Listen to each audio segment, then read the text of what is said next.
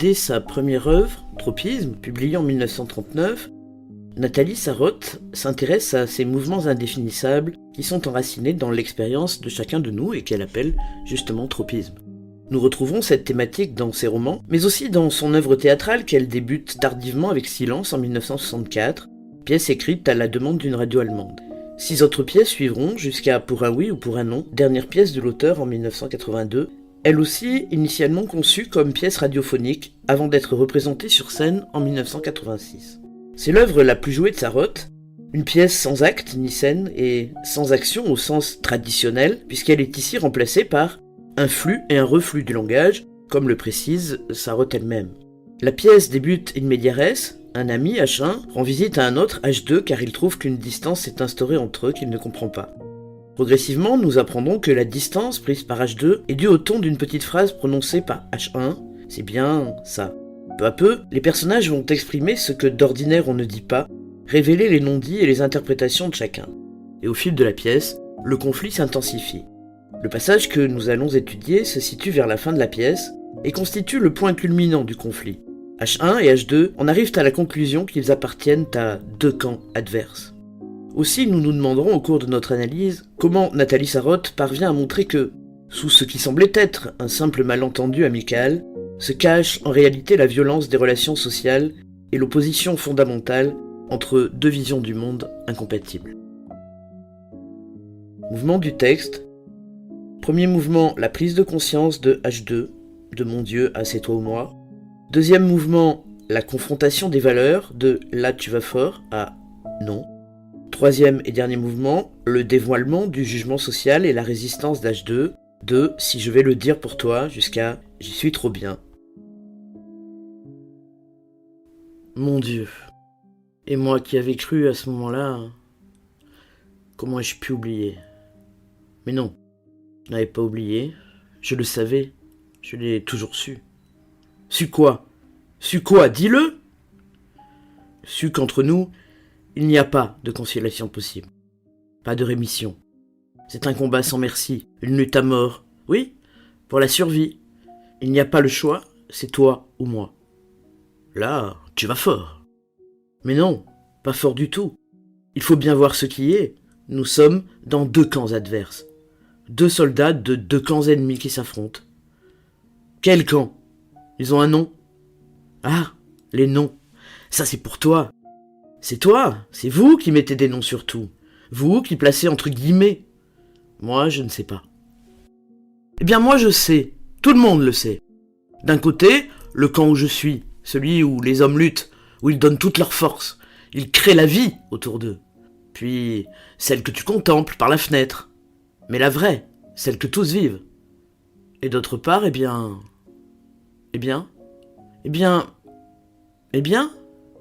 non. Si, je vais le dire pour toi. Eh bien, de l'autre côté, il y a les ratés. Je n'ai pas dit ça. D'ailleurs, tu travailles? Oui, juste pour me permettre de vivoter. Je n'y consacre pas toutes mes forces. Ah, tu en gardes? Je te vois venir. Non, je n'en garde pas. Si, tu en gardes. Tu gardes des forces pour quoi? Qu'est-ce que ça peut bien te faire? Pourquoi faut-il toujours que tu viennes chez moi, inspecter, fouiller? On dirait que tu as peur. Peur? Peur? Oui, peur. Ça te fait peur? Quelque chose d'inconnu, peut-être de menaçant qui se tient là, quelque part, à l'écart, dans le noir. Une taupe qui creuse sous les pelouses bien soignées où vous vous ébattez. Il faut absolument la faire sortir. Voici un produit à toute épreuve. C'est un raté. Un raté. Aussitôt, vous le voyez? Le voici qui surgit au dehors, il est tout agité. Un raté? Moi? Qu'est-ce que j'entends? Qu'est-ce que vous dites?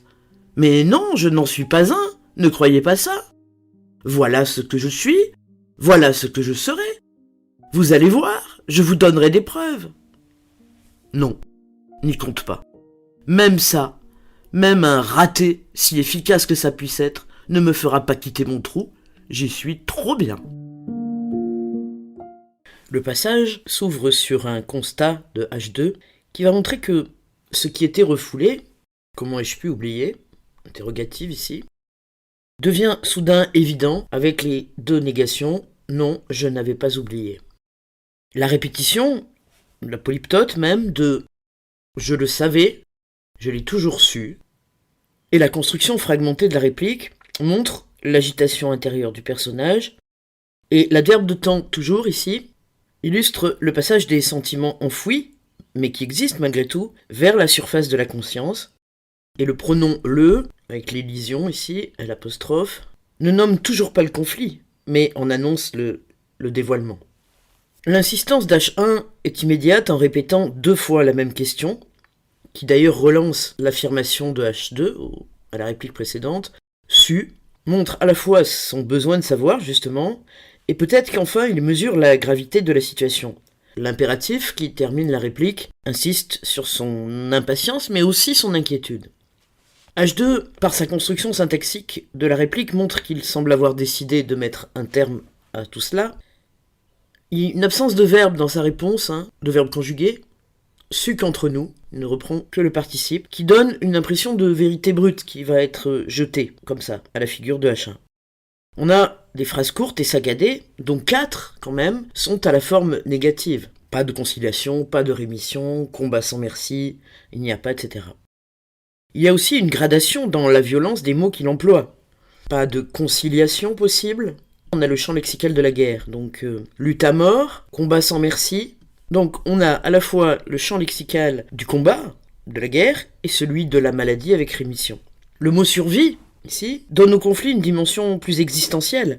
Pour la survie, veut dire préserver son identité profonde face à l'autre. Et enfin, la conclusion lapidaire, c'est toi ou moi, résume la violence de ce conflit et ne permet plus de compromis. Dans cette réplique, on a l'impossibilité de toute réconciliation. Et la tension qui jusque-là était implicite entre les personnages se manifeste ici totalement clairement. D'où la réplique d'H1, là tu vas fort, qui n'avait visiblement pas mesuré l'état où en était leur amitié. D'autant que H2 va affirmer son désaccord par la négation, mais non, et pas fort du tout. Sous-entendant qu'il dit quelque chose qui est une évidence. Il poursuit et développe en insistant sur le lexique de la guerre encore, avec la métaphore militaire, 2 camps adverses, 2 soldats, 2 camps ennemis, et s'affrontent. Il y a donc une division très visible ici entre H1 et H2. Le conflit n'est plus présenté comme une simple dispute, mais comme l'affrontement de 2 visions du monde incompatibles, avec la répétition 2, 2 et 2, ici, qui sépare bien les 2 individualités. Le rationalisme de H1, qui a besoin que les choses soient claires, soient nommées, le pousse à une interrogative, quel camp ? Et surtout, à nommer ces camps. Parce que H1 a une vision ordonnée et structurée du langage et du monde. Et c'est d'ailleurs ce que va lui renvoyer H2. Ah, les noms, ça c'est pour toi. Le pronom ici, pour toi, est un rejet de la vision du monde trop classifiée de H1 par H2. Ensuite, on a ici une insistance, avec le présentatif, c'est toi, et le passage du toi au vous, c'est vous, qui renvoie H1 à sa classe sociale, à sa caste. Vous qui mettez des noms, surtout vous qui placez entre guillemets, et on retrouve ici un précédent conflit, au début de la pièce par exemple, sur l'emploi des guillemets pour parler de poète ou de poétique concernant H2.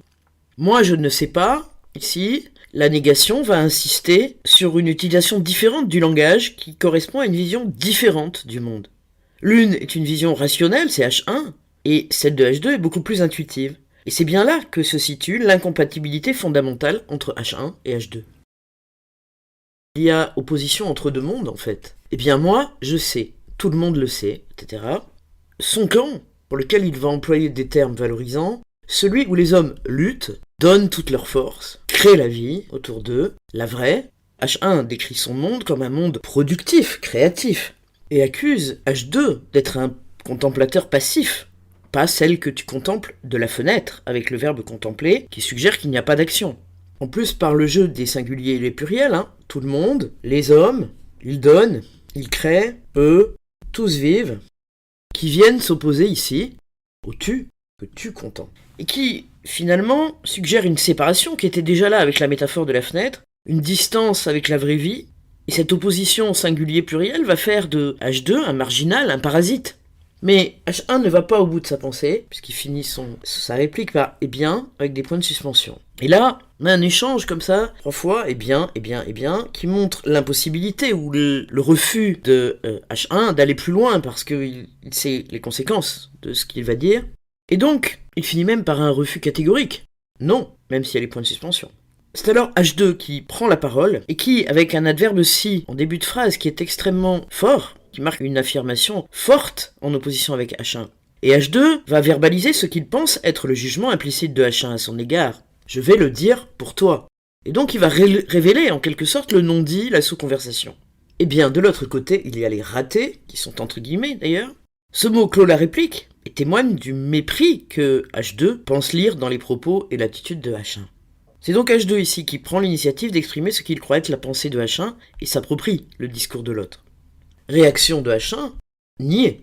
Je n'ai pas dit ça, donc H1 refuse d'assumer les propos que H2 lui attribue. D'ailleurs tu travailles, l'utilisation ici de d'ailleurs montre qu'il tente de nuancer l'opposition qu'il a énoncée plus haut.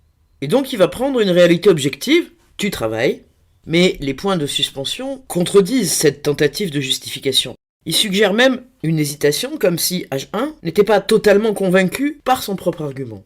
On a donc là un point de tension très fort. Oui, juste pour me permettre un. Donc, dans la réplique de H2, il faut surtout remarquer la scission entre leurs deux mondes, en opposant juste pour vivoter, d'un côté, et la négative, je n'y consacre pas toutes mes forces, qui, elle, est une critique implicite du mode de vie de H1. Donc toujours la scission entre les deux modes, et les deux mondes, et les deux manières de vivre, les deux valeurs fondamentales. La réplique de H1, ah, tu en gardes, ici, l'interjection marque une fausse surprise, la brièveté de la question lui donne une dimension accusatoire. Ah, tu en gardes. Nouveau refus de H2, avec 3 négations, non, je n'en garde pas. Réplique de H1, qui recommence à débuter par le si, l'adverbe si, qui marque une forte affirmation, et qui est accusateur. Si, tu en gardes. De plus, H1 est intrusif et insistant. C'est une affirmative ici, c'est une assertion, tu en gardes. Et pourquoi ? Cette intrusion, à nouveau, va provoquer une réaction de colère chez H2. La réplique s'ouvre sur une question accusatoire. Qu'est-ce que ça peut bien te faire ? Et H2 va poursuivre en réemployant des termes déjà présents dans la scène avec les voisins. Toujours que tu viennes chez moi inspecter, fouiller. L'adverbe toujours marque la récurrence de ce comportement chez H1, ou en tout cas ce que H2 considère comme une récurrence de ce comportement. Et chez moi délimite un territoire mental que H2 voudrait conserver, et qu'il a le sentiment d'être violé par H1. Inspecter, fouiller sont des verbes forts, intrusifs, et H2 cette fois va tenter une explication possible, c'est au conditionnel, on dirait que tu as peur, qui va en quelque sorte inverser le rapport de force. D'ailleurs, la ponctuation de la réplique d'H1, l'interrogative et l'exclamative, peur, signale son étonnement et son indignation. D'ailleurs, il n'y a plus de phrase, il y a juste le même mot répété 2 fois. Reprise par H2, oui, peur, qui accuse alors H1, et par extension la société conformiste à laquelle il appartient, d'avoir peur de ce qui échappe à leur catégorie. On a l'image de quelque chose d'inconnu, menaçant, se tient là, quelque part, à l'écart dans le noir, tout ça, avec le rythme ternaire, quelque part à l'écart dans le noir, illustre cette angoisse que H2 semble voir chez H1, cette angoisse face à l'altérité, et qui fait que les choix de H2 semblent être une menace pour le monde de H1, et c'est pour ça que H2 emploie le mot peur. En fait, H2 va ensuite utiliser une métaphore filée et se comparer à une taupe. Une taupe qui symbolise sa position marginale, son refus des normes sociales telles que H1 les conçoit. Et qui creuse sous les pelouses bien soignées, évidemment. Il y a une ironie ici, c'est l'ordre social que H1 cherche à préserver. Et H2 se positionne comme une force subversive, destructrice, une taupe qui creuse, et qui donc, symboliquement, menace cet ordre établi. Une taupe qui creuse, et qui s'oppose à « vous vous ébattez », l'opposition toujours entre singulier et pluriel, la taupe qui détruit. Il faut absolument la faire sortir, etc. Il faut donc éliminer la taupe.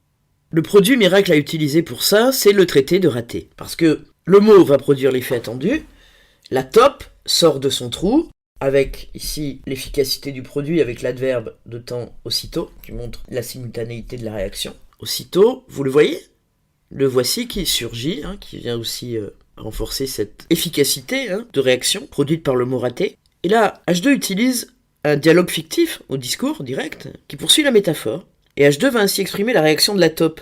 Alors dans un premier temps, la taupe va d'abord nier son statut de raté par une succession d'ailleurs de questions rhétoriques. Un raté, moi, qu'est-ce que j'entends, qu'est-ce que vous dites?